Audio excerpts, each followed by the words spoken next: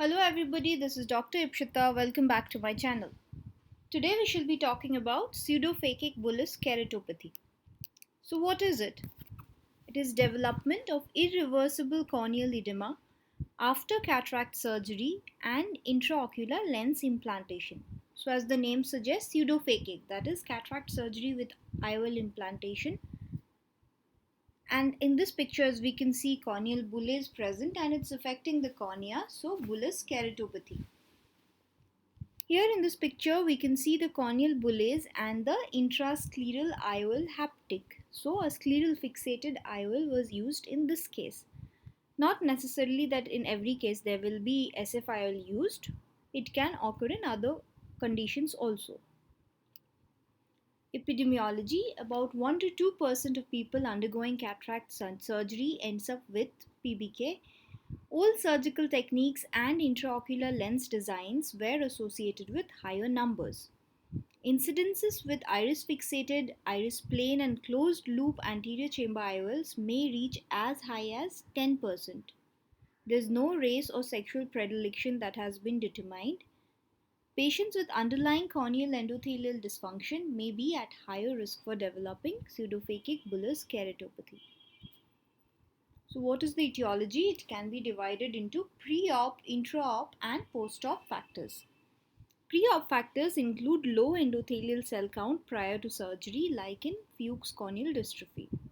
Intra-op factors: anything that leads to damage to endothelial cells during the surgery, like trauma from instrumentation, excess phaco power, toxicity of irrigating solution, vitreous prolapse from ruptured posterior capsule.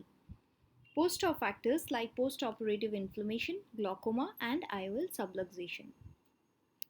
What are the risk factors for this?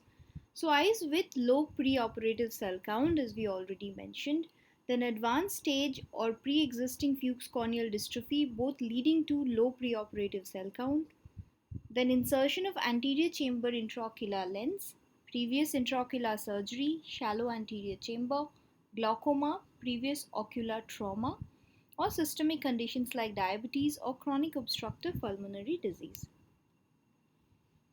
Coming to prevention, if increased risk of developing PVK, it is important to modify the surgical technique to lower the risk.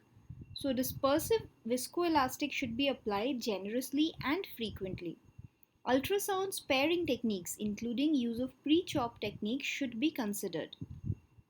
In high-risk cases, zero ultrasound techniques like extracapsular cataract extraction can also be considered. Coming to pathophysiology.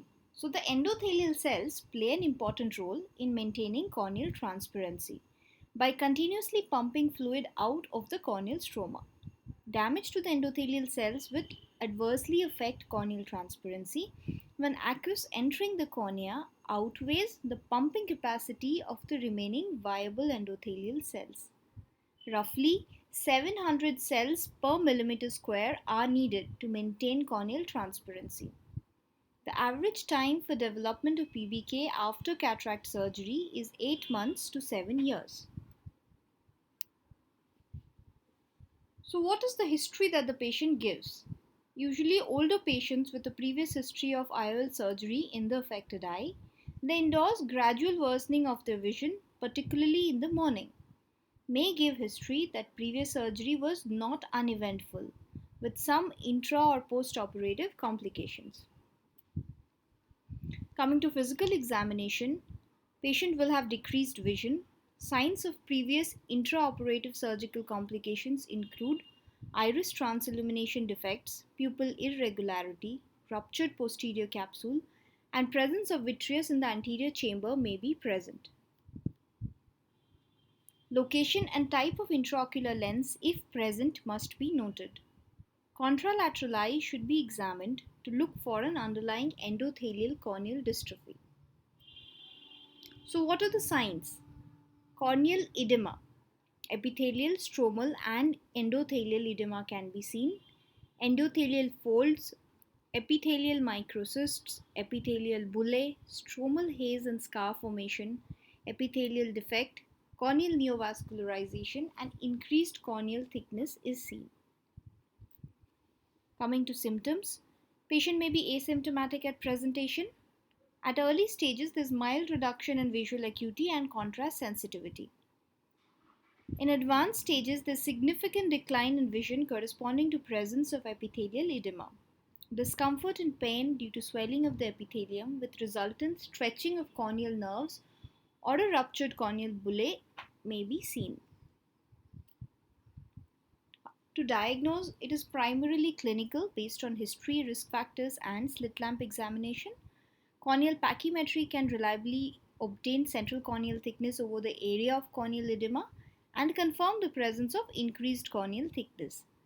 Specular microscopy can confirm endothelial dysfunction as evidenced by a low endothelial cell count or variability in endothelial cell shape and size. Differential diagnoses include Fuchs endothelial corneal dystrophy, posterior polymorphous corneal dystrophy, congenital hereditary endothelial dystrophy, iridocorneal endothelial syndrome, herpetic stromal keratitis, and recurrent corneal erosion syndrome. Management can be medical and surgical. Medical therapy includes hypertonic saline drops and ointment, that is sodium chloride 5%, are the first line treatment. Ruptured epithelial bullae should be managed as similar to a corneal abrasion, including treatment with antibiotic and lubricating drops and use of bandage contact lens for systemic relief. Infected epithelial bullae should be managed as an infective keratitis with antibiotic drops. To surgical management, corneal transplantation is the definitive treatment.